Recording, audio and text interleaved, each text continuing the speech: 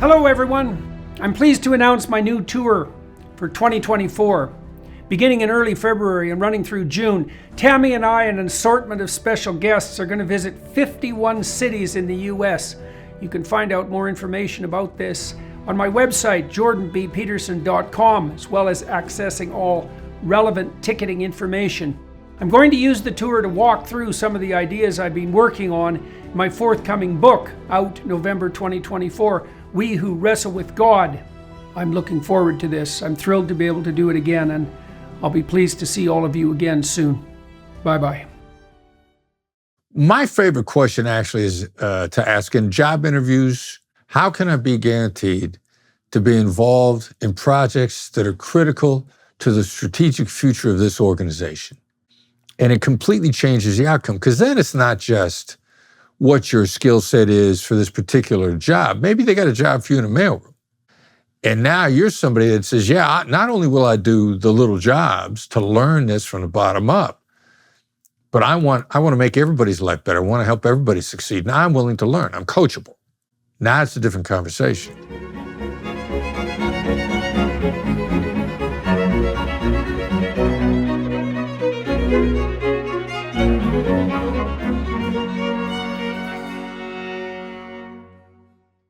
Hello everybody, I'm speaking to Chris Voss today, an American author, teacher, and hostage negotiator for the FBI. We talk primarily about negotiation with forays into the psychology of listening, the rationale of listening. We're attempting to sort out and to clarify exactly what it means to negotiate successfully. Positing, I suppose, that the ultimate goal of a negotiation should be something like the establishment of a productive, long-term, generous, mutual collaboration.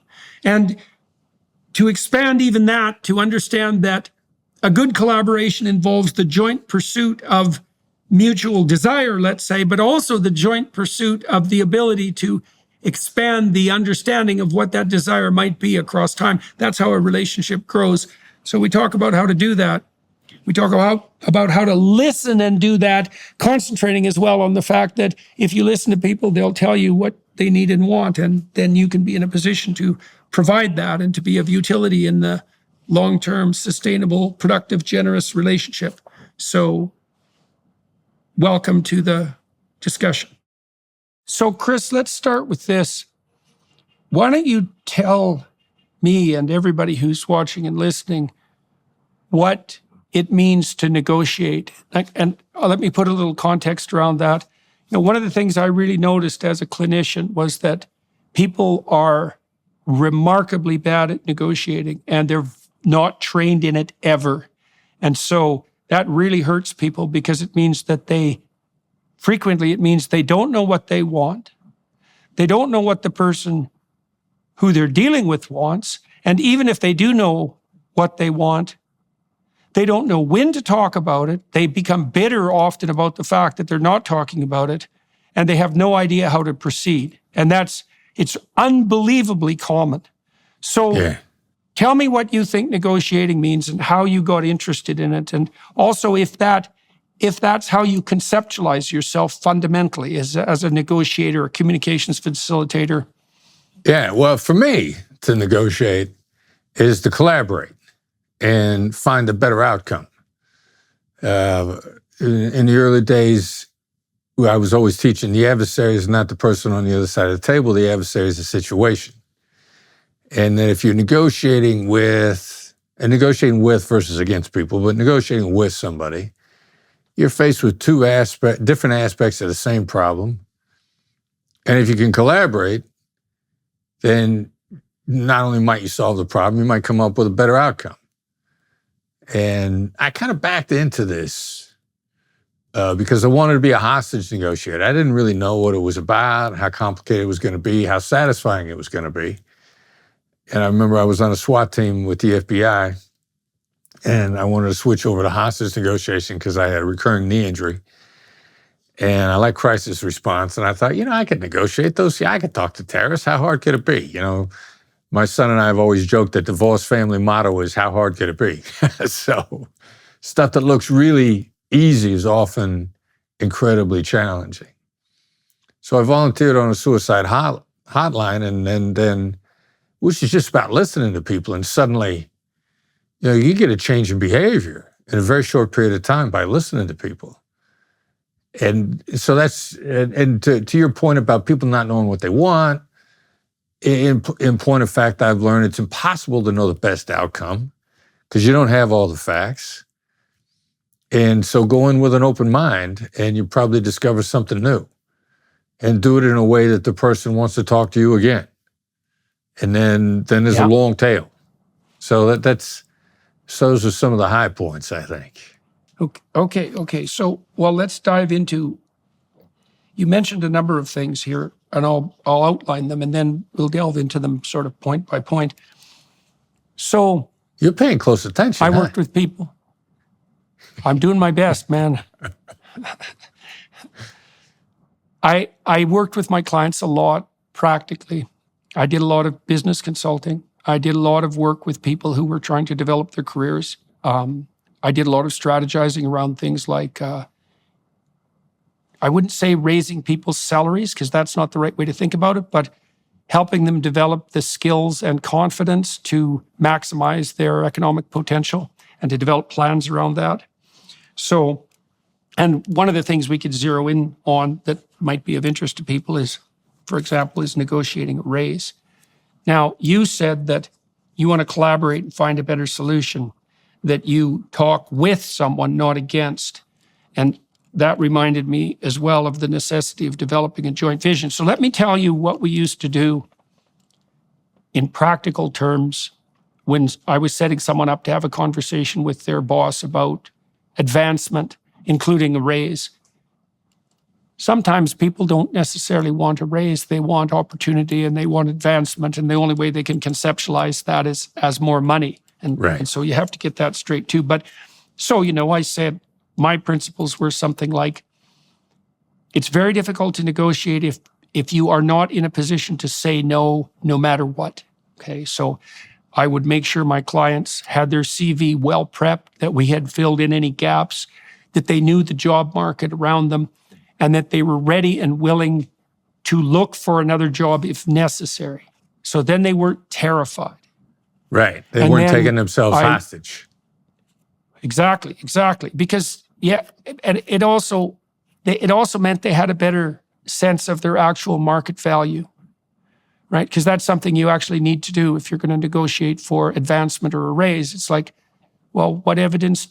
You can't get a raise just because you want one. Everyone wants a raise, right? And you have to understand that your manager is dealing with financial constraints and the fact that everyone wants a raise.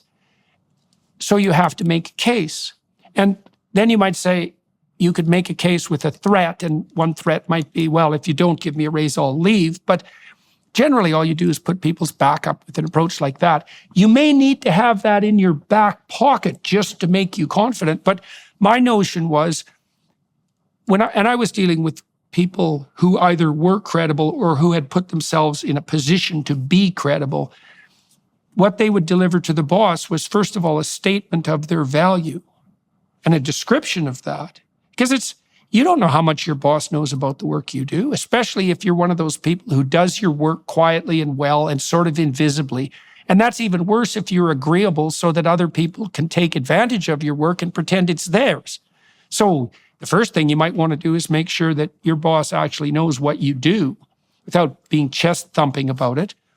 And then you might say what it is that you could offer if you were offered additional opportunity. And that might be, like the observation that if you don't believe that you're making what you're worth in the market, that your motivation is less than it might be, or that you don't feel that you've been valued by the organization. And so if you had a pathway forward, you'd be more committed to the joint goal that you share with your boss, and hopefully you have one in relationship. You have to make a case for what it is that's in it for him too, and also, or her, and also ensure that if he has to go make a case to his superior, that he's completely armed and ready to do that.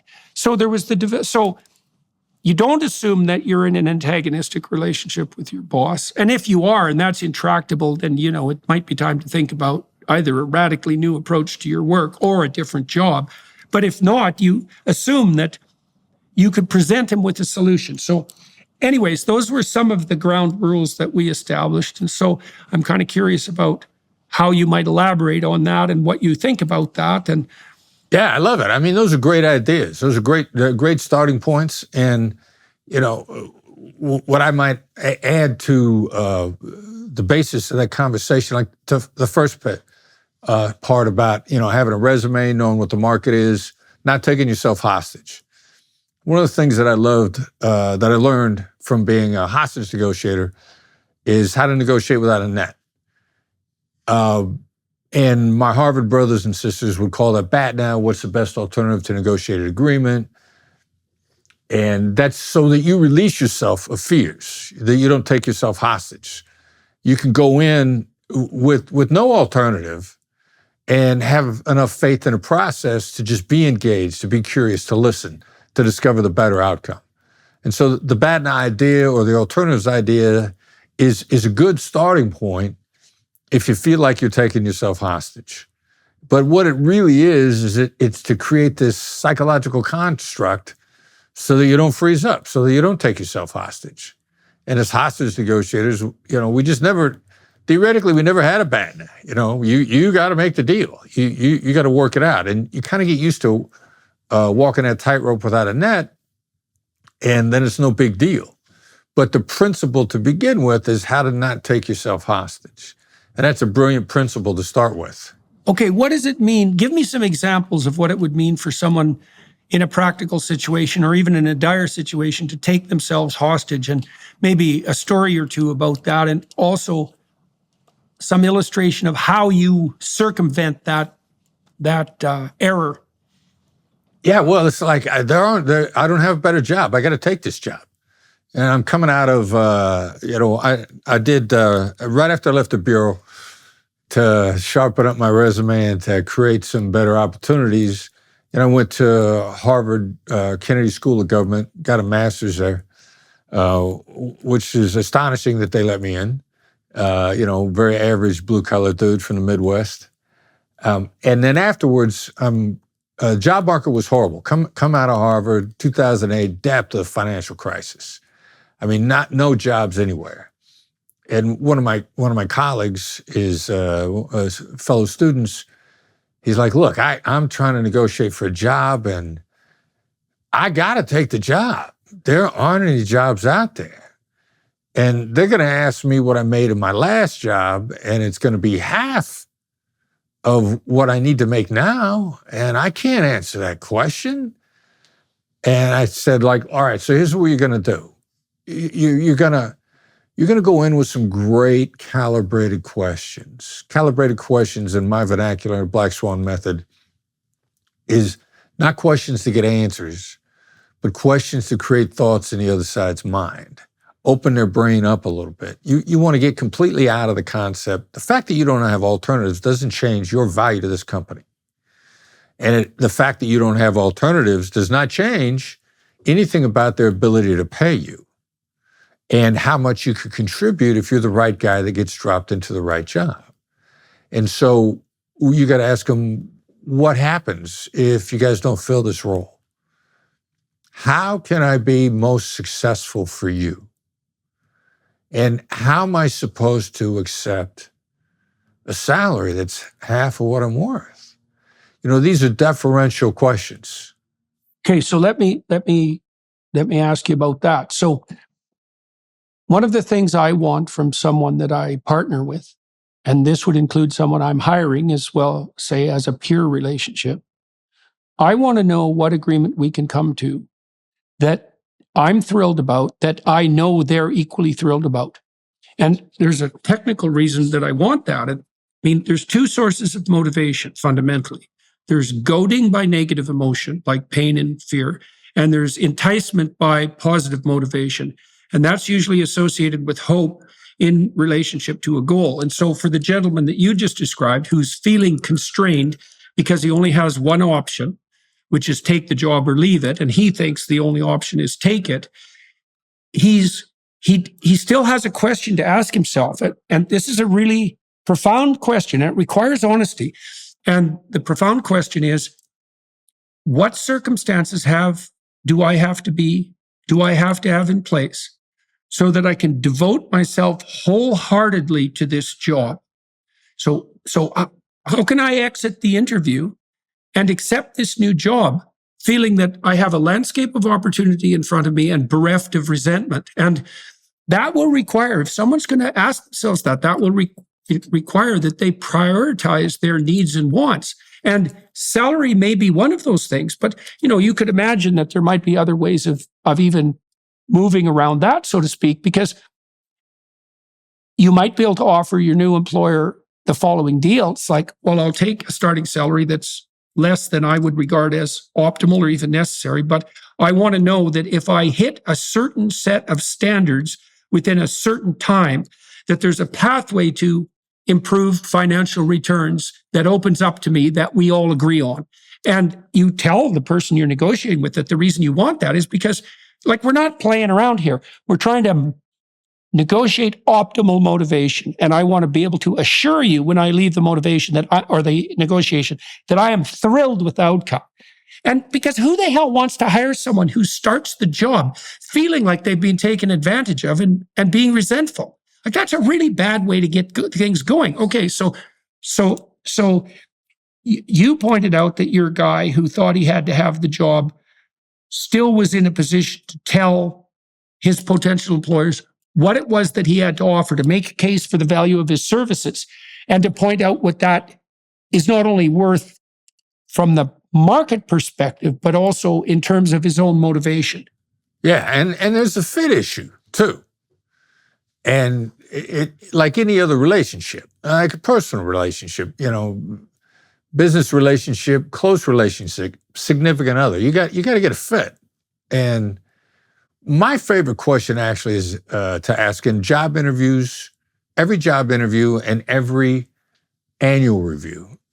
Taught to me by a friend of mine who's Tom McCabe, extraordinarily successful guy, CEO of an international bank. We talked about this extensively. We went to high school together. His question is, how can I be guaranteed to be involved in projects that are critical to the strategic future of this organization? And I said before, the calibrated question is designed to trigger thought. That question immediately changes their perspective of you when you ask it. Like you're telling them, look, I want to advance everybody's life here. I want to play in a big game. I want to be with the people that are at the highest levels of performance in your company, and I want to move everybody forward with that one question. And it completely changes the outcome, because then it's not just what your skill set is for this particular job. Maybe they got a job for you in a mailroom, but you want to be the head of the division, and you want to know how to get there, and you want to get there by succeeding and taking everybody with you. Now, that's a game-changing conversation. That's a completely different conversation. Maybe they thought they were bringing somebody in to push a mail cart around, and now you're somebody that says, yeah, not only will I do the little jobs to learn this from the bottom up, but I want to make everybody's life better. I want to help everybody succeed. Now I'm willing to learn. I'm coachable. Now it's a different conversation. So say that question again. Well, I'm willing to learn and I'm coachable, and I want to make everybody's life better. I'm doing a virtual keynote a couple of years ago. The CEO of the company and his entire sales team, and we got a keynote going, and one of his sales team had literally asked me while he's on the call, how do we negotiate with this guy to get more money? And everybody's kind of holding their breath. What am I going to say? Am I going to say it in front of him? And I said, ask him this question. And it was the question that I just gave you. How can I be guaranteed to be involved in projects that are critical to our strategic future? And when I said that question, he interrupted and said, I wish everybody on this call would ask me that. Did you notice that big tech companies today are masquerading as privacy companies? Just fix your privacy settings, turn off app tracking, and you're all good, they say. Big tech literally feeds on your information. Collecting and selling your data is in big tech's nature. They can't stop themselves from looking at what you do online. To protect myself against prying eyes, I use ExpressVPN. When you use the ExpressVPN app on your computer or phone, you're hiding your unique IP address. Websites can't use that address to find out your real location or track what you do online. On top of that, ExpressVPN encrypts and reroutes 100% of your online activity, so your internet provider, Wi-Fi admin, and hackers can't see it. The best part, though, is how easy it is to use. It just takes one click to protect all of your devices. One ExpressVPN subscription covers up to 5 devices at the same time, so you can protect your entire family too. That's why ExpressVPN is rated #1 by CNET, Wired, TechRadar, and countless others. So today's the day. Get the VPN that I trust to protect my online privacy when big bad tech is at the door. Visit expressvpn.com/Jordan and you can get an extra 3 months free on a 1-year package. That's expressvpn.com/Jordan to learn more. Absolutely. Well, psychologically speaking, so again, with regard to motivation, people live on hope and opportunity to a large degree. And hope and opportunity are experienced in relationship to a goal. And so to have hope and opportunity, you need 2 things. You need a goal, and then you need to observe yourself walking on a pathway to that goal. And so the lines that you just laid out there, how can I be positioned? I'm going to paraphrase it. And if I get it wrong, let me know. How can I position myself so that I'm in the company of and accompanying those who are moving forward to the destination the company actually wants to achieve? How can I make sure that I'm doing that? Well, you said on the one hand, you're opening up the vision of the people that you're speaking to, and you're indicating to them very clearly that you want to be where the action is and you're going to be a part of that. But for yourself, what you've done is you've opened up the door to meaningful engagement with the company. Now, the price you're going to have to pay for that is responsibility. And that's why you can't use these sorts of questions as a technique, right? If it's a technique, you're a liar. If you've thought this through and that's what you want, well, then you're also the sort of person that anyone with any sense would want to hire, because it's certainly the case that if you have any sense as a manager, when you hire someone, what you're actually doing them is offering a set of indeterminate opportunities.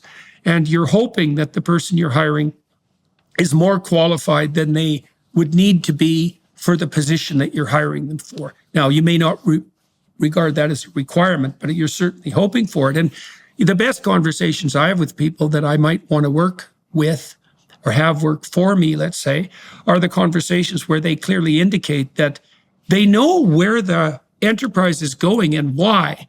They're perfectly willing to do the tasks that are part and parcel of the specified job, but they've got an eye to the broader vision. And then they have enough perspicacity and intelligence now and then to contribute. Perspicacity? Come on now, yeah, I'm a regular guy from Iowa. There you go. There you go. Yeah. You went to Harvard. You should be able to handle perspicacity. So, and then well, if you surround yourself with people like that, then you always have people who are looking out for where you're going with fresh sets of eyes and who are offering opportunities for you to go there too. And that speaks to the idea that you had that a negotiation is a collaboration. And you might say, well, I'm not collaborating with my boss. It's like, well, if you're not collaborating with your boss, well, that's it. Well, if you're not, you should think about if that's your problem or his problem or both your problems, or maybe it's time really to go look for some greener pastures. Exactly. Right? Because if it is an adversarial relationship all the way to the bottom, and you're being forced or compelled to do things you don't want to do against your wishes, then you're not optimally situated in your life. Now, I know that sometimes by necessity, people can be stuck in situations like that for some period of time, but man, you need an escape route. Like you need to plot an escape route if you're in a situation like that. Yeah. And I like to touch on something else you mentioned just real quickly and talking about that, when you ask that question that you really mean it. I mean, we've had these discussions in my company and with the people that are running my company and who we're hiring. And one of the things we make clear, like if you can work for me, you're going to work hard. We're going to work you hard. You got to want it. And the phrase that I'm using now is pressure makes diamonds, but you got to want to be a diamond. And we're telling people that up front. You want to be a diamond, we're going to take you there. But you got to want to be a diamond. You got to willing to be doing the work. And you want to coast. You want it to be, something you do when you're not at home. All right, there are jobs out there like that, but it ain't with me. Pressure makes diamonds. You got to want to be a diamond. Yeah. Well, one of the things I would also do to prepare with my clients, to prepare them for movement forward, was to work through the blind spots in their vision, let's say, and the knots in their life that might be interfering with their desire to be a diamond, because people will also misconstrue that. They'll think, well, I don't want to work too hard. It's like, you're not thinking about the work properly if that's your attitude. Because first of all, if you love what you're doing, you might really want to work hard. And if you don't love it, that means you don't really see the point. You don't see the end goal. You don't see the value in it. And then, maybe you do see the value, but you're lazy and undisciplined. And maybe you have your rationales for that too. And so all that needs to be worked through, because I do think that, first of all, most of the meaning in people's lives comes from the adoption of voluntary responsibility. And most people do actually want to be diamonds, but they're afraid of the work. And they're also afraid that it's going to be imposed on them, right? And they're going to be forced into it. And they don't have a vision of their own. And so one of the things that everyone who's listening and watching might want to understand is that before you go into a job interview, you might want to have done some serious thinking about just exactly why it is that you want this job. And if the answer is, well, I need to pay next month's rent, fair enough, but that is not a good enough reason. That's not a vision for your life. And that's not the sort of vision that's going to make you a compelling interviewee, because you're shallow, right? You haven't thought through why it is that you're going to do what you're doing. We have this program online called Future Authoring, and it helps people develop a vision for their life. And so the game is this, and you can think about this as preparation for a crucial job interview. It's like, imagine yourself 5 years down the road. Okay, so here's the game. You can have what you want, but you have to specify what it is. And then someone might say, well, I don't really know what I want. And fair enough, because that's a pretty vague and global question. But the program then asks people 7 questions. It's like, what would your relationship look like, your primary relationship, your marriage, if it was functioning the way that you would want it to? What about your friendship? What about your business relationships? Are you educating yourself? How are you going to do that? How do you keep yourself in mental and physical shape? What are you going to do with your time outside of work? How are you going to serve the community? So so that starts to differentiate it, right? And then the game you play there with yourself is, okay, under what conditions would I be motivated to pursue success in those areas? And people are scared of this partly because they don't want to reveal to themselves what they actually want, because they might betray themselves or be betrayed by the world. And partly because they're afraid of the responsibility and they don't have enough faith. But it's impossible to hit a target that you don't aim at. And then you might say, well, why is that relevant to a job interview? And there's a bunch of reasons. Is that if the job interview goes well and you actually start to have a discussion rather than just a staged interview, if you have a vision for your own life, you're going to be able to see if this job will work for you. And that also puts you in a good position in the interview, because you pointed out earlier, as we were talking, that, even in a job interview, that's a negotiation. And the reason it's a negotiation is because, well, you want the job, but hopefully they want you and you're the right person. And so really the interview should be establishing the preconditions for the collaboration that you described, rather than, pulling the wool over some idiot's eyes so that they'll hire you so you can slack off, which seems like a pretty damn dismal vision of what your life might be. Right. Yeah, agreed. And thinking those things through. I mean, I've had some interviews for assistants on my job recently that were cut short because the people that were doing the interviews didn't know what company they were interviewing for. They got it mixed up. And we're like, all right, so there's a certain lack of degree of preparation here. Thank you very much for your time. Right. Yeah. Well, you're going to ask yourself, aren't you, if someone comes in and they don't know what it is that you do or what they would do, then the first question that would come to mind is something like, well, then what do they know? Because that's such an elementary error that it's essentially catastrophic. Well, it's an And so, indicator of what they're yeah. going to put into the job. How you do what they anything is how already you did do put everything. in. That's Yeah. right. It's what they already did put into the job, because the most important task they had as a potential hiree was preparation for the interview. And if they failed that, well, that's not a great start. And then that's especially true. Another thing for everybody watching and listening to think about too is that it is the case that first impressions are lasting. There is a very long and dense psychological literature establishing that, And so you want to be prepared enough in the interview so that people walk away from talking to you thinking, geez, it'd be a good thing if we got that guy. And certainly you're in a much better position to do something like salary negotiation if that's the impression and the valid impression, right? That's another thing, is this can't be, look, man, if you're going to start your new job on a stack of lies, you've already ensured your failure in some fundamental sense. And so if you're afraid before you go into the interview that you're not prepared, you want to get prepared so that you're not afraid like that, so that you can go and you can admit your inadequacies honestly, as long as they're not so, absolutely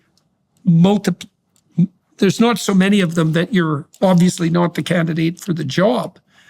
So, hey, Jordan, I'm going to have you coaching me on my next job interview. You talked about listening.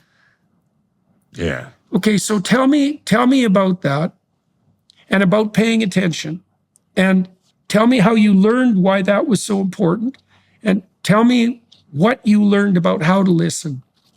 Wow. All right. So actually listening as opposed to staying silent, it accelerates the process. And you need a set of tools to keep you on track, to dig into the information without the other side feeling interrogated. And that was really what I learned way back when on the hotline. I get there first day, we get into the training. And I remember the thing that struck me first was they said, all right, your calls are limited to 20 minutes. And I remember thinking, like, what, 20 minutes? You got to be kidding me. Like, on TV, they're on the phone with people for hours, if not days. 20 minutes. And they said, no, as a matter of fact, if you actually use the skills correctly, it'll take less than that. And so you get taught a set of listening skills on how to dial in and the clues of what to listen for, and then how to get the person interacting with you without making them feel interrogated. And suddenly there were astonishing changes in behavior in the person on the other side. You get somebody on the phone who's genuinely suicidal, and 15, 17, 18 minutes later, they're in a good place and they're ready to go back and take on the world based on the experience. So, and then I started learning some of the science after it, science, pseudoscientists. I'm a layman, I'm not a scientist. But in our capacity to hear words exceeds the amount of information we can keep in our head. But the amount of information in your tone of voice is going to tell me more than the words are. So how I learned to listen was the words are the starting point, but the tone of voice and the body language and what's the alignment. And then if there's a shift in the alignment in that moment, to look for it and then anticipate. I know now that you as a human being, you in general terms, the negativity is going to cloud your thinking more than anything else.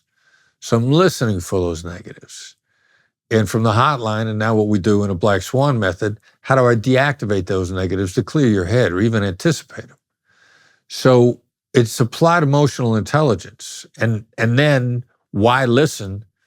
Because what we would call in hostage negotiation a change of behavior, and in business negotiation or personal interactions, you changing your mind as to the best outcome is going to come much more quickly and effectively and in a lasting way than if I talked you into it or if I misled you.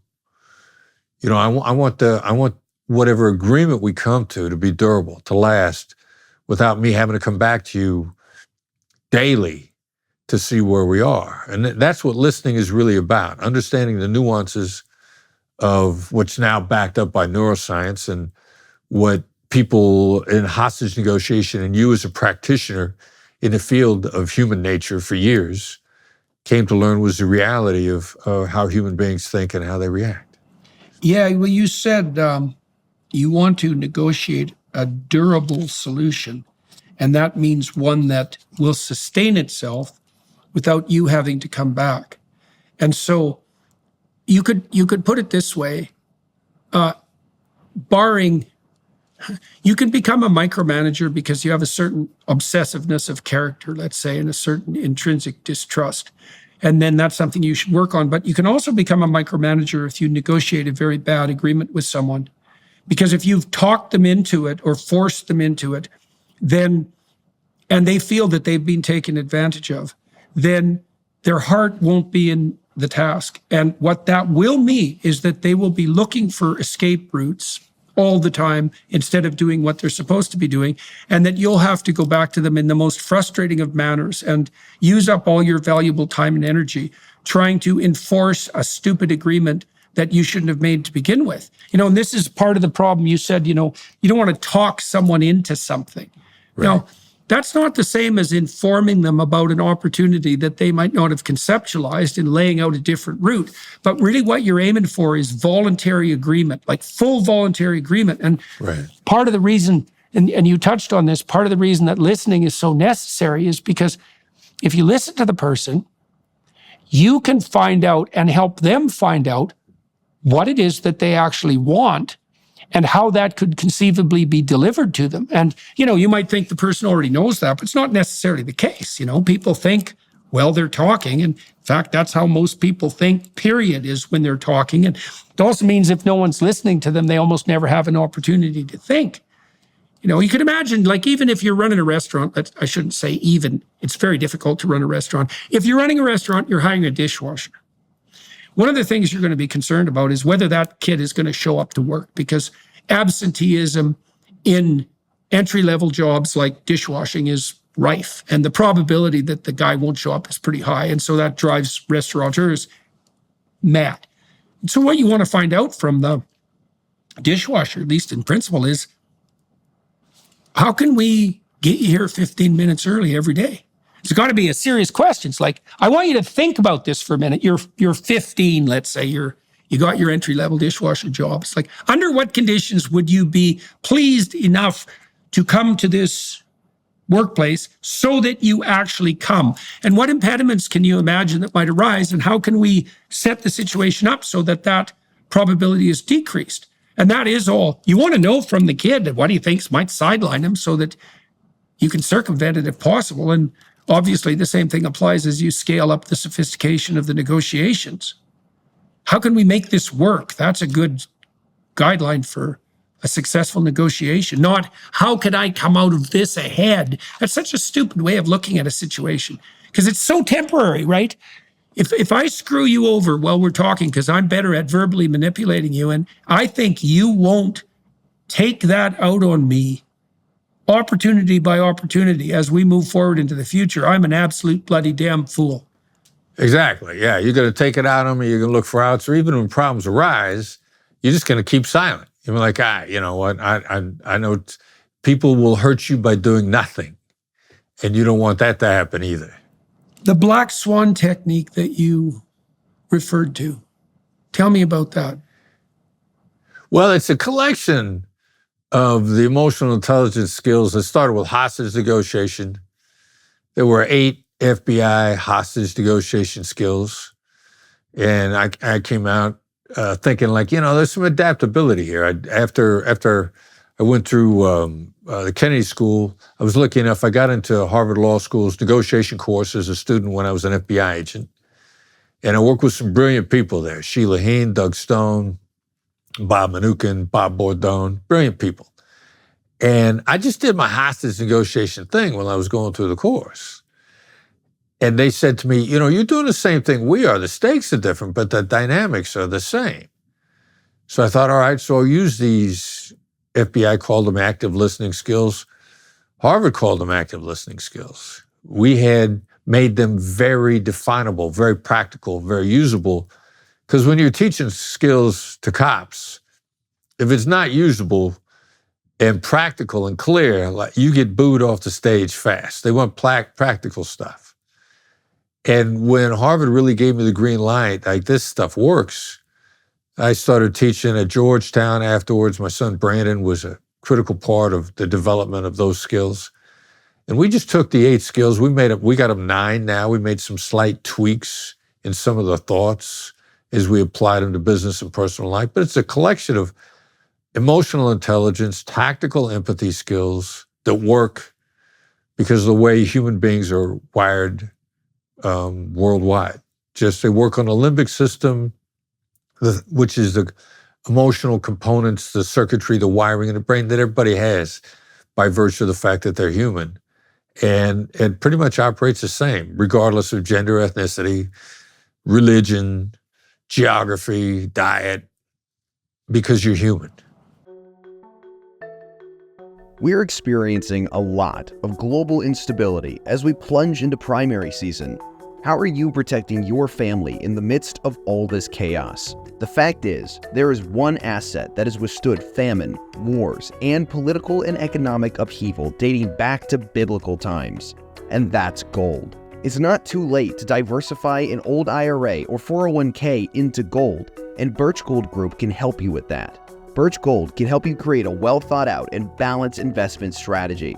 They'll help you convert an existing IRA or 401k into an IRA in gold without paying a penny out of pocket. Diversify into gold today. Just text Jordan to 989898 for a free info kit. With an A+ rating with the Better Business Bureau, countless 5-star reviews, and thousands of happy customers, I encourage you to check out Birch Gold today. Text Jordan to 989898. Claim your free info kit and protect your savings with gold. That's Jordan to 989898. So I want to have you walk us through 2 things. Maybe you can take us through what a hostage negotiation situation might look like and how it is that that desirable outcome can be negotiated under those circumstances. So I'd like to know that. But you talked about active listening skills, and you mentioned that there were 9 components to that. Is it possible to walk through those 9? Sure, yeah. And Okay, I think let's do a that. better term these days is really proactive. You know, you're anticipating, you're paying really close attention, you're understanding how the person is wired, and you're understanding what sort of neurochemical changes take place when you feel understood. I stand up in front of a group of business people on a regular basis, and I'll say to them, how much time do you have for somebody who's not listening to you? And they don't have any time for it. Now, they'll test them a little bit, they'll interact shortly, but somebody's only pitching or somebody's only got answers. It doesn't even matter how good those answers are, because if somebody's not listening, at some point in time, they're going to need an adjustment. And if they're not listening, they're not going to make that adjustment. You know, salesperson, counterpart of any kind. You come up to me with the perfect answer. Maybe you got 4 perfect answers. You're most interested in giving me your answers as opposed to hearing me out first. I know at some point in time you're not going to have a perfect answer. And if you haven't been listening, you're not going to catch it, and we're going to have some real problems. So you start showing how you listen intermittently, proactively, then it's really going to accelerate our conversation. And I know that when there's a problem, you're going to catch it instead of me having to come back to you after the problems become very damaging. It's about anticipating and staying ahead of the game. In general terms, that's what it's all part of about. establishing a relationship, eh?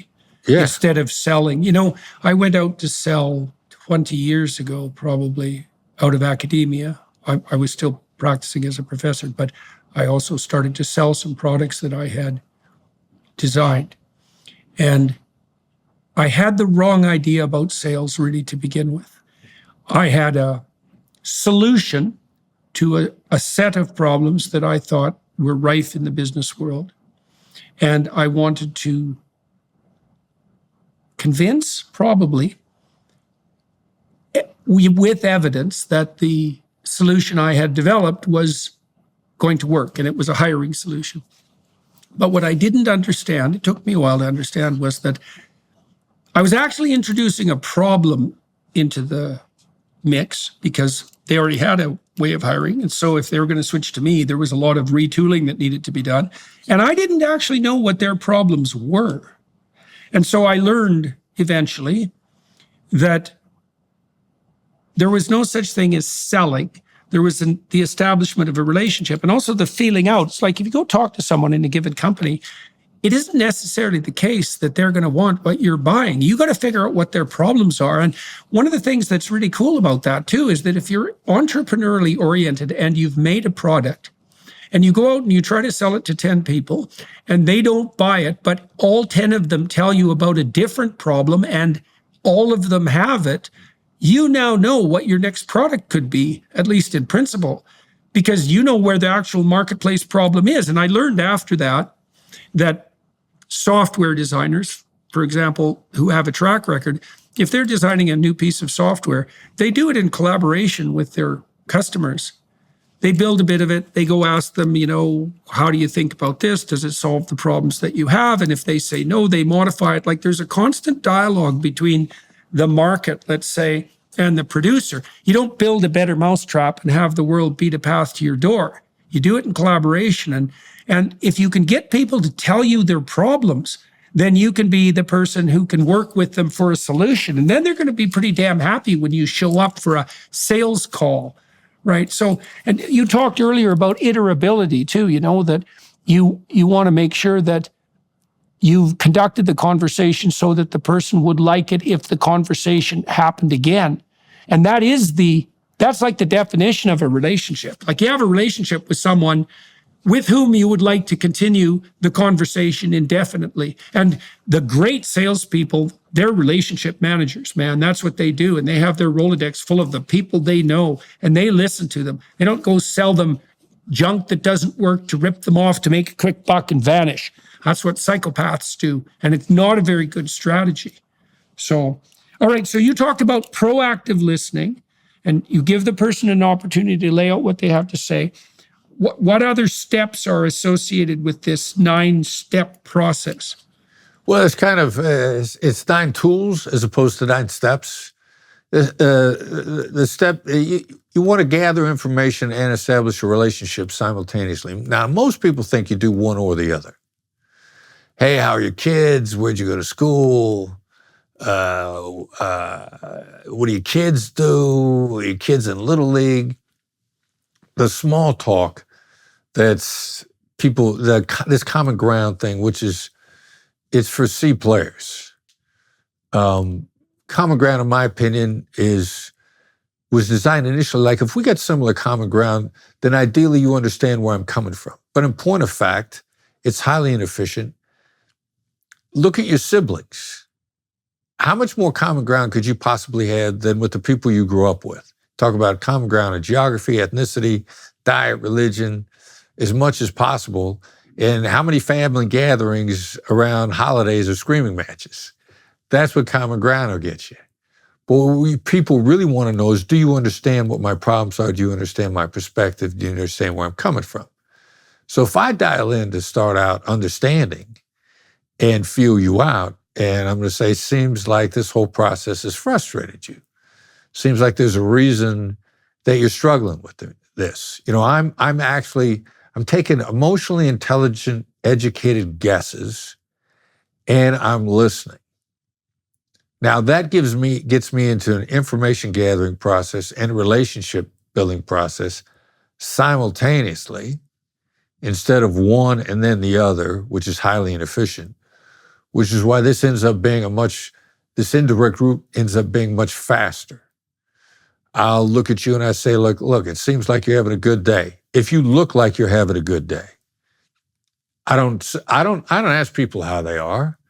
I make a guess as to how they are based on what I'm seeing, because that tells them right away, I'm dialing into you. I'm seeing you as you are. I'm not trying to make you something you're not. That gives me an advantage right off the bat. I get help in airports and in places where people are constantly interacting with people in customer service faster than anybody else does. Because if I see the lady behind the counter at LAX who's clearly worn out and distressed by the last 5 people that were demanding, and I walk up and I go like, seems like it's been a tough day. She's helping me right off the bat. I don't walk up and say, how are you today? As if I'm trying to make her happy. I'm letting her know that I see her as a human being. And I'm started off much faster with far less friction by actually paying attention to people with this proactive listening set of skills than So other you're people putting are. yourself in her position, really, and by using nonverbal cues and so forth to occupy the same conceptual space that she has. Right. Well, and I was thinking too, while you were saying that, that you're also approaching, because if you're selling something, you might think that your goal is to sell, like the product, right? But you see, the thing is too, you don't know if that's your goal, because you might not want to establish a short, medium, or long-term relationship with the person that you're talking to. You might really want to, but you might not too. You might not be the right vendor for them. You might not be offering a solution to a problem they have. They might be a psychopathic son of a bitch. That's unlikely, but it's possible. It's possible. Like it could be a real problem. Well, and also, especially if you're dealing with big companies, if you enter into a sales agreement with a company, so you've hit a home run from the monetary perspective, you can easily end up as the employee of someone you don't want to work for, right? So you have to be very careful. And so one of the things, I try to do this with my podcast, is like, we haven't talked before, and I want to get myself in the headspace before the podcast, like, well, who is this person? Like, what is it that they're up to, and why have they had the course of success that they've had? The encounter in some ways is open-ended. It's like, I'm here because I think something might arise out of this that's positive, but I'm not exactly sure what it might be. And so I need to know what they want, for sure, maybe more than anything else.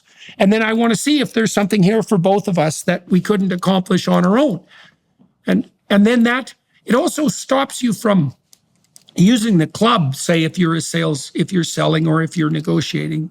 And that's a very ineffective way of moving forward anyways. People hate that fundamentally, and they get resentful and bitter about it. And so, okay, so you try to put yourself in another person's position, and that's not a technique. Again, you're doing that by actually paying attention. And there's a bit of an open-endedness about what it is that you're aiming at and how you're going to go about it. So you have the proactive listening element, you have the close attention. You're not too concerned with that sort of formulaic small talk that might establish a false consensus or similarity and that can easily become manipulative. Okay, so what else? Yeah, well, then I'm going to tease out, never be so sure of what you want that you wouldn't take something better, which is a little bit of the point you were making a moment ago. Yeah, right. What do you really want from the person? What are they like? A friend of mine, Joe Polish, has a phrase, don't deal with people who are half. And Joe says half is hard, annoying, lame, and frustrating. They suck the life out of you. And they're very inefficient, and they make your life miserable.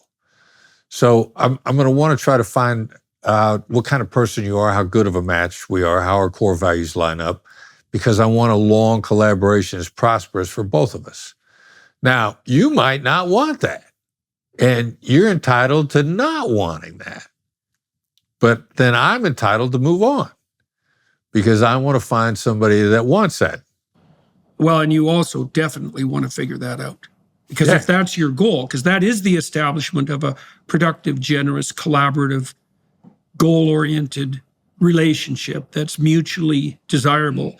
And you want to let the other person reveal themselves because you don't want to delude yourself, even as a consequence of your own verbal ability. You don't want to delude yourself into thinking you've established the kind of relationship you wanted and find out that you were wrong. That's another reason to listen. It's like you want to be sure you got the picture. Yeah. So you know what sort of thing you're stepping into.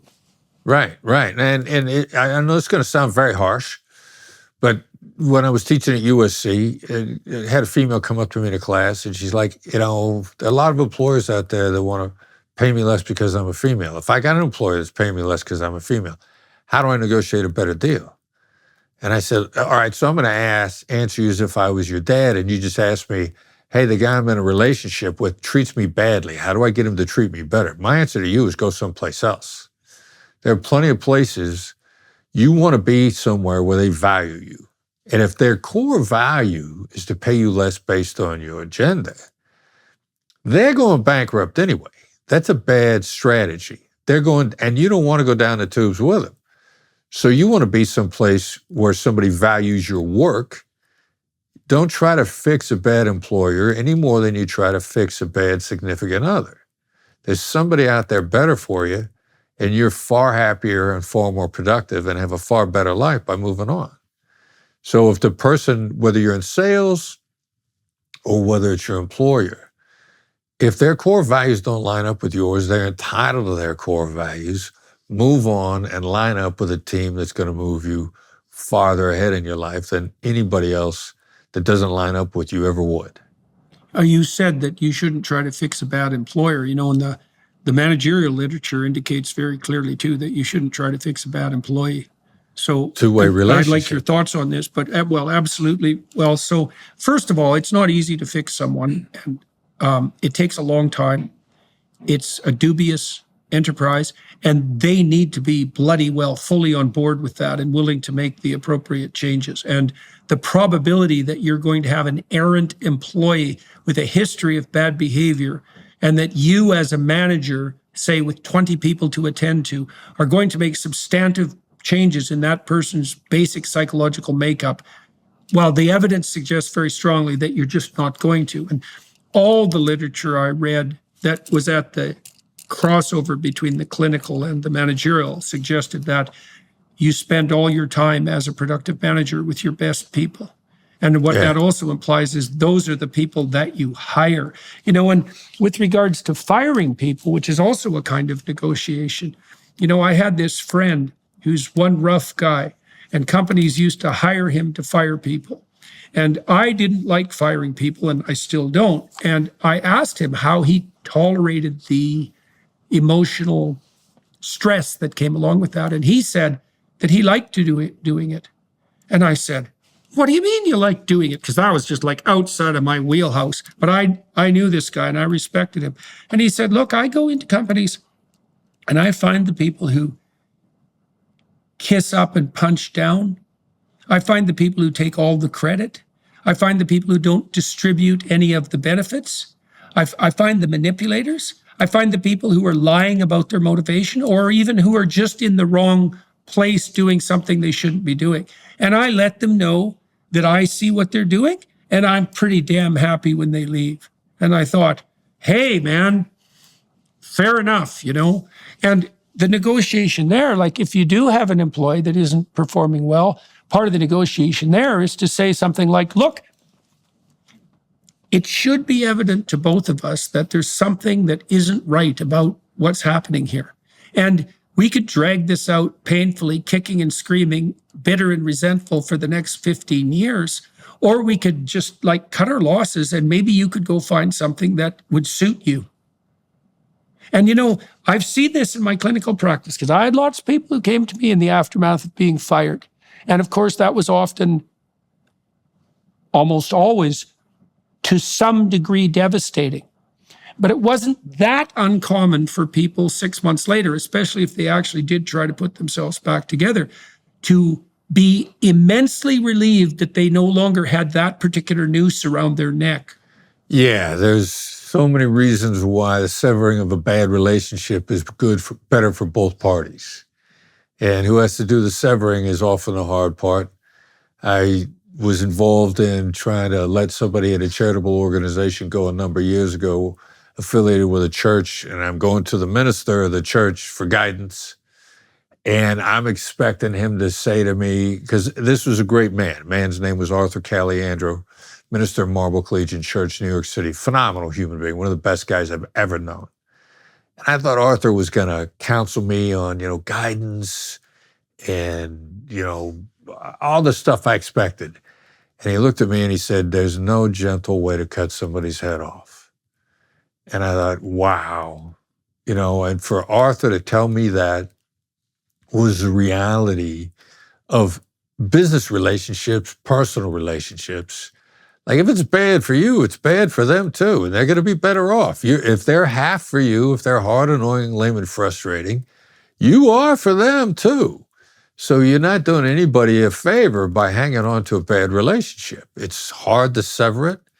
And in many cases, the jolt that comes from it leaves both sides much better off. Mm-hmm. Yeah, well, I know a phrase like that too. I don't know if this was something specific to Northern Alberta, but if you have to cut the tail off a cat, you don't do it an inch at a time. Yeah, well said. Yeah, that's rough, but it makes sense. All right, so we wandered a fair ways through the 9 tools that you associated with proactive listening. Is there more to flesh out there? Well, they're mostly the different skills label. Is a verbal observation. It sounds like there's something on your mind. It sounds like what I just said is causing you hesitation. There's something we refer to as a mirror that's just repeating 1 to 3-ish words of what somebody just said. It's not the body language mirror. It actually really opens up people's thinking. Paraphrasing, you're kind of putting yourself in a position to come up with a great summary for the other side. Summarize their perspective. If you can summarize the other side's perspective, the two of you are on the same sheet of music. There's calibrated questions, what and how questions that are designed to cause somebody to think about somebody. I might say, in order, instead of me saying to you, like, look, you got to take action because the status quo is killing you. Instead of, if I want to put that thought in your head, I'm going to say, what happens if you do nothing? How are you better off by failing to address this problem? You know, those are 2 different questions designed to uncover the same thing, which is pointing out to you the comfort of inaction. I think Kennedy made some statement about that. The long-range consequences of comfortable inaction far outweigh addressing the problem. That's an absolutely crucial point. I mean, one of the things that, and this is an impediment to negotiation in marital relationships constantly, and it's an absolute killer. You know, like I don't like conflict, but I learned something a long time ago. And I learned that conflict delayed was conflict continued and multiplied. And so if I have an issue with my wife, I would rather, you know, I read a paper yesterday. I really liked this paper. It was really smart. They were doing fMRI scanning, looking at activation of pain systems in relationship to other people's pain. And there's quite a variability in that. So people high in trait agreeableness who are easy to get along with and who are sympathetic and empathetic, but who can be easily taken advantage of, by the way. That's one end of the distribution. The other end is disagreeable people who can be callous and hurtful, blunt. Now, somewhat disagreeable managers, by the way, are more successful. And many people who seek therapy are agreeable people who are being taken advantage of. So the fact that you're empathetic and sympathetic is not a virtue without its vices or dangers. The brain research revealed that the more empathic people had a larger degree of pain activation in the pain systems when they saw the pain of other people. Okay, so now if you don't like conflict, part of the reason you don't like conflict is because if you see the person you're having conflict with in pain, you're going to mirror that pain. So that's uncomfortable. And I'm an agreeable person. So if I see someone in pain, it strikes me to the core. But I learned that if I deferred conflict, then it's like the cat with its tail being cut off an inch at a time. It's like we don't have the blowout. And so we're minimizing the pain in the present, but we're radically prolonging it across our iterated interactions. And so it's much better just to call a spade and to say, look, I see the elephant under the rug. I see the snake's tail, poking out from the cabinet. We're going to sort this out right here and now. And we're going to straighten it out. And that's going to be delving into the depths. And there's going to be discomfort in that. But if we can identify the problem and negotiate a compelling mutual solution, we don't have to have this problem anymore. And man, it's such a, I saw couples all the time who had the same bloody fight every day for 30 years. It's just, that's hell.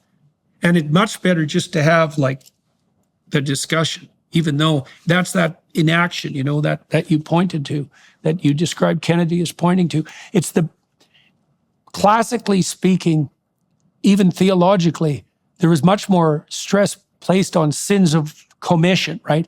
Things you do that are clearly wrong, but avoiding doing something right, that does people in, man, especially if they do that repeatedly, and they do it because they don't want to cause trouble, because they want to avoid conflict. It's like, there's no avoiding necessary conflict. It's a downward spiral. Yeah. Yeah, you end up having your discussion in divorce court, right? For $200 an hour, right? While your bank accounts are drained. Right? Making the lawyers rich. Yeah. Your lawyer's buying a new car. Yeah. We're keeping the argument going. Yeah, now you said when you were trying to circumvent the proclivity for inaction, you'd ask questions like, this is something I used to do when I was talking to people about, say, negotiating for a raise if they were resentful about their current situation, something like that. One of the things we would do is say, okay, think about how you feel about the situation you're in right now. Okay, now imagine yourself 10 years older. You're in the same position. Okay, except you're 10 years older. You're 10 years older. Yeah. You bet, man. You've put yourself through an awful lot of misery for 10 years. You're weaker because you've backed off, right? You're more bitter. You're more hopeless. You're suffering from more pain. Like, think about that. Like, empathize with that future person and tell me what you do in the present to avoid that fate. People would think, oh my God, that's the last thing I want. Because everyone thinks, well, I'll deal with it tomorrow. But you can say, well, yeah, you haven't dealt with it for the last 5 years. And how's that gone for you? Like, would it have been better if you would have dealt with it 5 years ago? And now, stretch that out 10 years into the future. See, because it's such an interesting thing to do, because the person has this impediment of the conflict in front of them that's causing them to be afraid. And what you do is you swing that behind them. It's like getting the devil behind them. Get thee behind me, Satan, I think is the right word. It's like, right. This is the thing you're afraid of. But you should have a different fear pushing you forward that's way more profound. And that would be the fear of the consequences of inaction, right? And how do you get people when you're doing that? How you said you ask them open-ended questions. Is that how you get them to explore and realize the costs of inaction?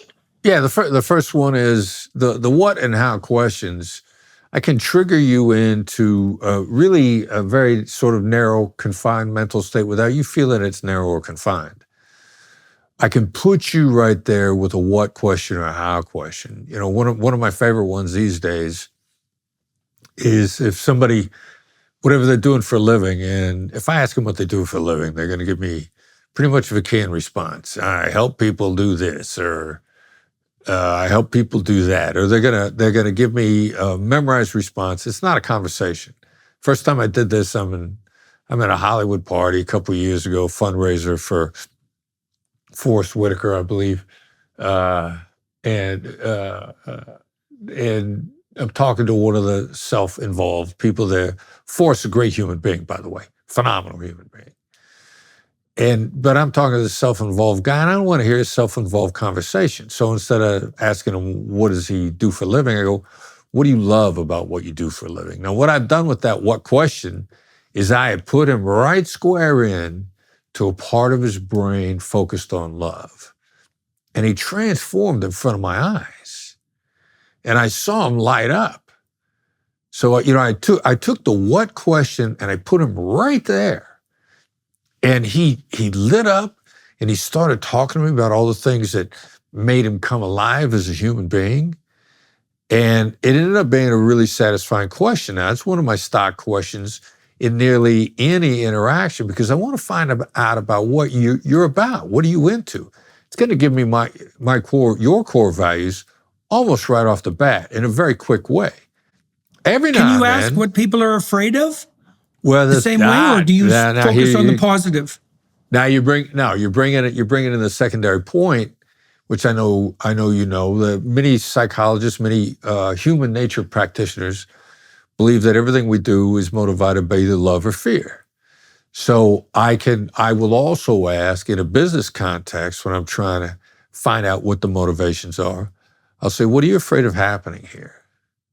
Because then now I've got them to a different headspace. And I know that fear is a very substantial, significant motivating factor in people's lives. I'm not going to wield it like a weapon. I'm going to want to become aware of it with you in a collaborative way. And I will ask a question that's very similar to that in business conversations when we're talking about whether or not we're going to collaborate, because I need to know the fears are going to drive you. The love is going to drive you, but fear has a tendency to overcome fear of loss, of a limited number of fears. They'll overcome the love if you're not careful. So I want to know what the fears are so I can map out better how I can help you. Well, I would say, if you're having a conversation with your wife and it starts to get choppy, this probably occurs in any conversation. I suppose what the way you would construe that from a psychoanalytic point of view is that you're starting to encounter resistances, right? The person doesn't want to move in that direction. And maybe that's even a direction that you jointly had negotiated would be desirable, at least in principle. But then you do want to find out, okay, what are the obstacles? What are the fears? Because the fears will become obstacles. And if they're not cleared out, there'll be invisible barriers to progress, right?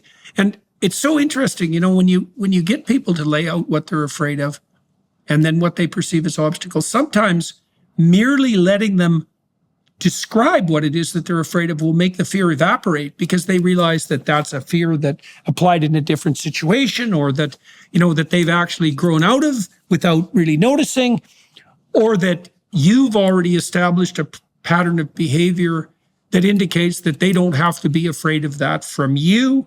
And, sometimes you can have a dialogue about that and clear away the obstacles, but often listening is sufficient to clear those away by itself. These proactive listening skills that you have been discussing, many of them have their roots in Carl Rogers' work, Yes, of course. Yeah. Much of it absolutely. does. Well, absolutely. He was really quite brilliant at detailing out the preconditions for a conversation, and that other point you made about mirroring and summarizing, that's one of the only things I've ever really discovered that actually works in some ways as a technique. Now, it still has to be honest, but there is almost nothing more useful in a conversation than keeping track of what it is that the person is saying, and then at the right moment saying, here's what I think you just said, compressing it, because that's also a favor to you, because you could remember it then, but also to them, right? To compact it in a more elegant casing, let's say. And it's such a relief to the person. It's a mark of respect because it shows that you've been paying attention. And it's such a relief to the person because they now know that you have decided that their concerns are sufficiently worth attending to, that you actually did, in fact, pay attention. Right, And exactly. So when you're negotiating with a hostage, in a hostage situation, because that's a high stakes situation, what have you found has had the most effective consequence? Is it listening? Like, what do you do in a situation like that would be different, perhaps, or the same for that matter, that you would do in a business negotiation or marital negotiation? Yeah, well, to some degree, every interaction that somebody's frustrated with, where they've chosen an action that's adverse, to some degree, there's an element of driving them of not being heard. I'm going to deactivate the adversarial responses to some degree, either a little or a lot, just by making them feel heard. And whatever I don't deactivate is going to get us down to the real issues. It's going to separate the wheat from the chaff, if you will. So I'm going to start listening right off the bat, and I'm also going to start listening for, what's a deep-seated problem here? And as you said before, identifying the elephant in the room often makes if it doesn't make the elephant disappear, it makes it diminish far much more. And then the negativity that we talked about, and you mentioned the fMRI scans, it's been shown consistently in a number of fMRI studies that simply describing negativity diminished it every time. Now, the degree it diminishes, it changes, but it diminishes describing it, labeling it, calling it out, not denying it, not explaining it, just describing it, always moves you closer to the deal, always. Now, how much it moves well, you... partly it's because, partly what happens is that, imagine you're being chased by something. One of the reasons you're afraid of it is because you observe yourself running. Now imagine you turn around and face it. You've instantly signaled to yourself that you have faith in the part of you that's looking at the problem. And that will immediately produce positive emotion and diminish negative emotion. It's unbelievably reliable. And the psychophysiological transformation is systemic. Like it's been mapped literally from the level of DNA upward. So there's a complete, it's like you're inhabited by a different spirit when you're running from something that's chasing you and when you turn around to confront it. And so if you do that collaboratively, you also indicate to the person, let's say if the person is terrified, they're the hostage taker, but they're still terrified at the situation they've got themselves into. If they see that you're brave enough to face the reality of the situation, they're going to trust you a hell of a lot more than they would otherwise. And so you do indicate that by listening. So what kind of situations have you been in on the hostage front so tell me a story, if you would, about one of the situations that you've been in where you were able to put what you know into practice, and how did that turn out? Yeah, well, I was very early in my career.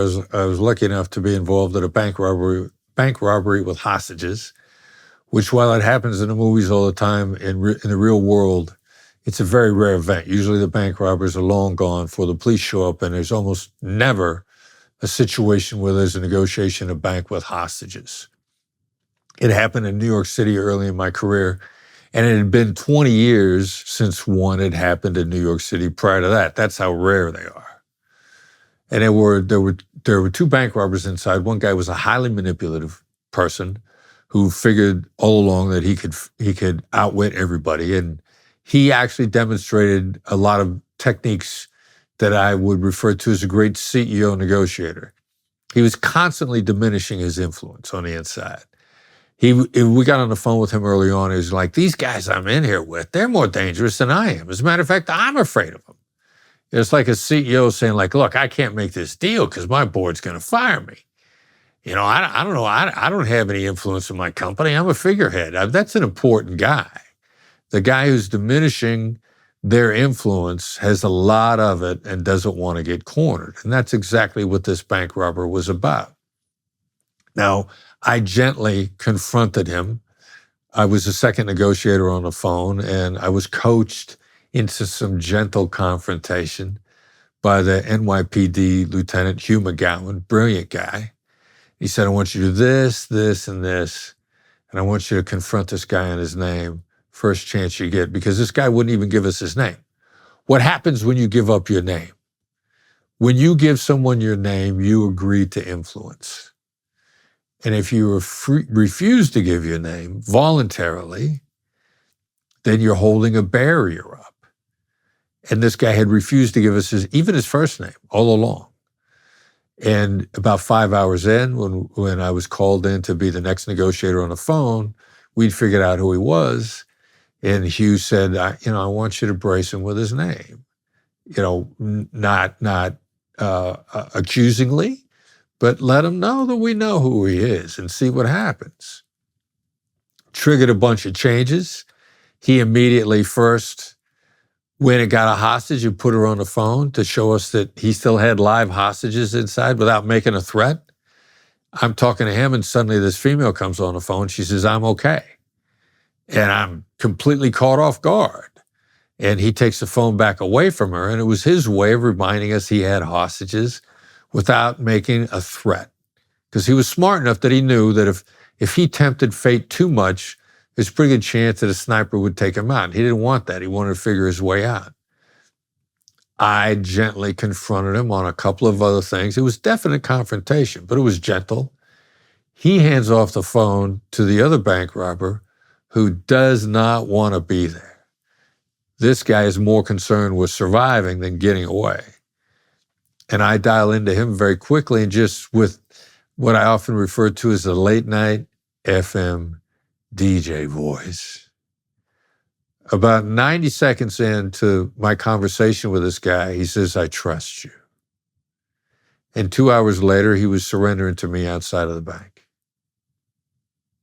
What happened to the other guy who was more manipulative and smarter and more in control? Well, he never, right up to the last minute, about 12 hours into the scenario, he got talked out. Now, the second bank robber comes out, explains everything to us about what's going on. There aren't 7 people inside. There aren't 7 bank robbers from different countries. There's one guy left, and yeah, even though he still won't admit what his name is, that is the name that you have. So we get back on the phone with him, and now I'm out of the game because I'm debriefing the guy who surrendered to me. Next negotiator up is a hostage negotiator named Dominic Messino, NYPD negotiator that to this day, and Dominic is since deceased, but Dominic was one of the world's great closers. Dominic was a closer, and he just gently, narrowly kept taking ground away from the other guy that was inside. And his first conversation with him was gentle confrontation. He said, "All right, so we've got your partner out here. We know who you are. We know what's going on. What do you want me to call you?" And even being told that we had his name, this guy comes back and says, "Call me Billy," which is not his name. Dominic is smart enough to go like, "I'm not going to get into a fight with this guy over his name." He's like, "You want me to call you Billy? Okay, I'll call you Billy." Dominic continued to talk to him. We start working on this guy to come out. So what does he do to continue to maintain control inside and buy himself time? He lets a hostage go. He's got 3 of them inside. He's got hostages, he's got spares. And he knows that if he lets a hostage go, the chances of us assaulting the building now diminish radically and buy him more time. So he lets one go, and finally he lets another one go. And the irony of this guy's nature in not collaborating with us, no matter what, was when it came down at the end while we're pressuring him to let the 3rd hostage go, he agrees to come out just to spite us. And these type of situations, a human being trapped into in a foreign environment, which is not their home, we call it unprepared, unprepared for. He's not prepared for a long siege in a bank that he's walked into first thing in the morning. He's not going to be able to get a good night's sleep. He's going to start running out of gas at about 12 hours in. It's just the nature of human beings. And almost exactly 12 hours into the siege, he agrees to come out, and he is looking around. I can see the images in my head right up to the moment that we put handcuffs on him. He was still looking for a way out. And interestingly enough, while he was inside, the part of the bank was under construction. So what he did was he took a lot of the bank money and he set it on fire in the middle of the floor. And then he hid a lot of bank money in the construction in the walls, obviously with the plan, they're not going to miss the hidden money in the walls. They're going to think that it was all burned up. I'm going to be able to come out of here when I get a chance, come back here when I get a chance, when I'm out on bail, and I'm going to grab the spare money and I'm going to get out of here. And that's how he convinced himself that it was finally okay to surrender. I want to maybe close this up with 2 questions, and they're somewhat interrelated. When we first started talking, and obviously all the way through this, I noted that you have a very, you mentioned, you brought this up, this FM radio voice, and I noticed immediately, not that this is a testament to my powers of observation, but that you have a very calm and measured voice and a patient voice as well. And so I want to talk about that. And then I want to talk about something potentially associated, and that's the role of, let's say, deception versus truth in negotiation and sales. You know, the amateurish salesman that I've met, and been, for that matter, I never used deception, so that's not exactly true. But the amateur salesmen that I've met who think that an appropriate sales venture ends with, you know, you as the brilliant manipulator convincing the idiot who's made the purchase that he needed something he didn't need, are perfectly willing to use deception, and they regard the outcome as the victory. But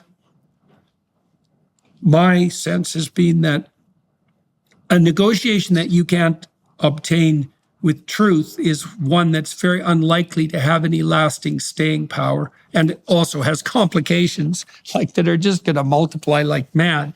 But I'm wondering, you know, even in these tense situations that you're in, how do you view the relationship between truth and deception in negotiation? And then I'm interested too in the relationship between that and the communication pattern that you have developed, the voice that you use, the cadence, you know, the calmness.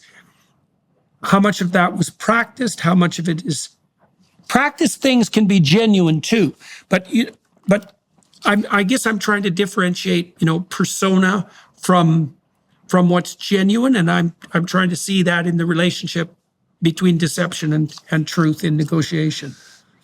Yeah, well, I'll start on the first one, deception first. Deception is always a bad idea. And, you know, my currency is integrity. Now, if you deceive somebody, they're going to find out. And the invitation to deceive, you know, in a hostage negotiation world, they're going to tempt us because, number one, they're better liars than we are anyway. So they're going to, since they're better at it, they're going to spot it right away. So then you just failed the test.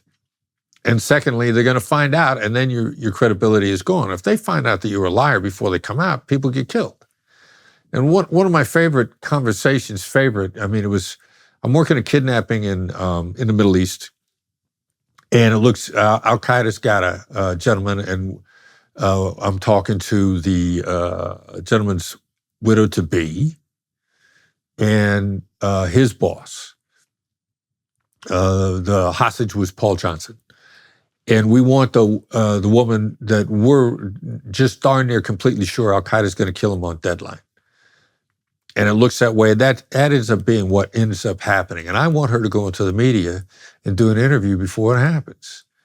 And Paul Johnson's boss, great human being, is watching out for this young lady and is not exposing her to harm and protecting her as much as possible. And he looks at me and he says, if she does this, is this going to save her husband's life? Now, I don't think it's going to. And I look at him and I say, this is probably not within reach. And he said, I didn't think so. I just want to see if you're going to lie to me. We'll do whatever you want. And so despite what the temptation was, you know, my core values are what you would still do even if it costs you. And I was willing to risk her collaboration over my integrity. And it ended up increasing the relationship as a result. And that's the dynamic in life. I mean, people want to know that you'll tell them the truth. They want to know that you're a straight shooter. They want to know if there's bad news. You're not going to hide it from them, even by, there's deception by omission. Okay, so you didn't say anything. You still know. And so I'm a very strong believer that deception by commission or omission will always cost you far more than sticking to your integrity ever will. How did you learn that? Wow. Mm-hmm. Yeah, no kidding. You know, I think my father was a hard man, and his integrity was extremely important to him. Both my parents were that way. And I think I had that drilled into my head as a core value growing up.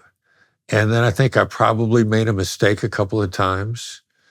And besides the values that my parents gave me, I think I screwed up a few times and paid for it, probably. So let's sum up here a little bit, if we can. So, and I'll do a little bit of it, and maybe you could do a little bit of it, filling in where I miss. So if you're negotiating with someone, you're trying to find out what they want, and you're honest about what you want, and you're trying to formulate a joint vision and plot a course forward for both of you that you're both very happy about and that you would abide by voluntarily. And if you're very fortunate, that's going to be a long-term reciprocal relationship. That's a pretty good summary. You're good at this summary stuff. And so you want to find out too if the person that you're attempting to play with, let's say, isn't interested in that kind of outcome.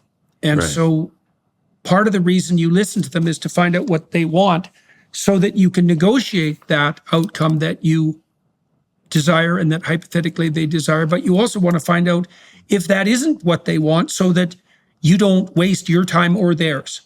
And you shouldn't regard that as a failure because you weren't there to convince them anyways. You were there to find out if there was something you could jointly do together. And then the tricky part, the hard part is there's a better outcome no matter what. When I was working on the book, Never Split the Difference, and my son Brandon, very involved, and working with Tal Raz, who's the writer. Tal Raz is a genius writer. And we don't have anything in it about goal setting. And we said, like, look, here's a problem with a goal. You quit when you get there. And the first problem, or you get close to it, you quit, you give up. Close enough. Yeah. So you quit early. Yeah. And then the other thing is, since we live in a world of imperfect information, that means that there's something better beyond your goal. And you'll miss it if you're goal focused. Your goal becomes blinders. You miss better opportunities. And so we want to leave stuff about goals out of the book entirely. And Tal's like, no, you don't understand. Human beings need goals. So, okay, and we conceded, right, so what we're going to say is your goal is to exceed your goal. And that's what you jump into a negotiation with, and that's how you come to better outcomes with people. Right. That's a great place to end. Like that's a very successfully negotiated solution to the problem with goals, because you were both right. We can't live without goals, but goals are provisional. And so you have to, the Buddhists know this to some degree, you have to hold on to what you're pursuing even with a light touch, because you don't want it to be an impediment to what's better, and you don't want it to be finite. And this is actually part of the reason that you're trying to negotiate a relationship with someone, because a relationship is a sequence of mutual goals. And if the relationship is conducted properly, the expansiveness of the goals increases across time, right? And that can happen in an unforeseen direction.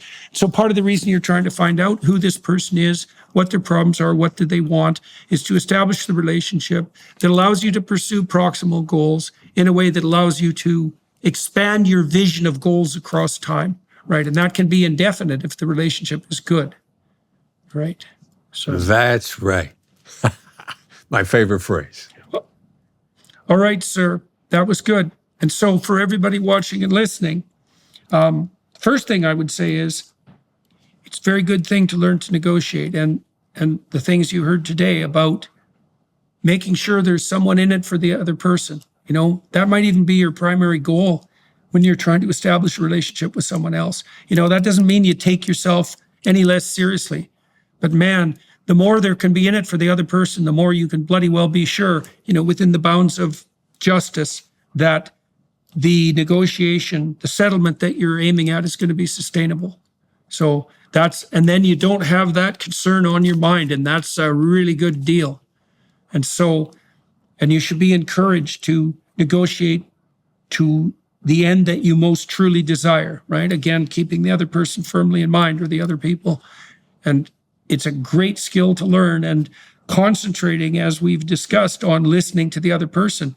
They'll tell you how to provide them. If you listen enough, the other person will tell you how to provide them with what they want.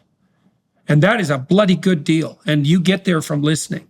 And if you do that with everyone you meet, you'll never run out of people who want to collaborate with you. They'll line up. And that's a great deal for everyone, especially if you're, if you have integrity in your offerings and you're playing a straight game. So it's not going to work anyways if you don't. Yeah. All right, sir. So I'm going to continue this conversation on the Daily Wire side of things for half an hour. I'm going to find out what's motivating Chris and how that developed across time. And we're going to delve into that. I'm very interested in how people are motivated by call and conscience, let's say, to end up not only pursuing the things they're pursuing, but also have ended up successful in that. And it's good to see examples of that so that you know from those examples what to do and what not to do. So we'll delve into the background to everything we talked about today on the Daily Wire Plus side. And in the meantime, thank you all for your time and attention. Thanks very much for talking to me today. It was quite the pleasure. And we'll take a bit of a break, and everybody watching and listening, well, thank you for tuning in. Thank you for your time and attention, and to the Daily Wire Plus people for facilitating this. That's always much appreciated. Good to meet you, sir. A pleasure. Thank you.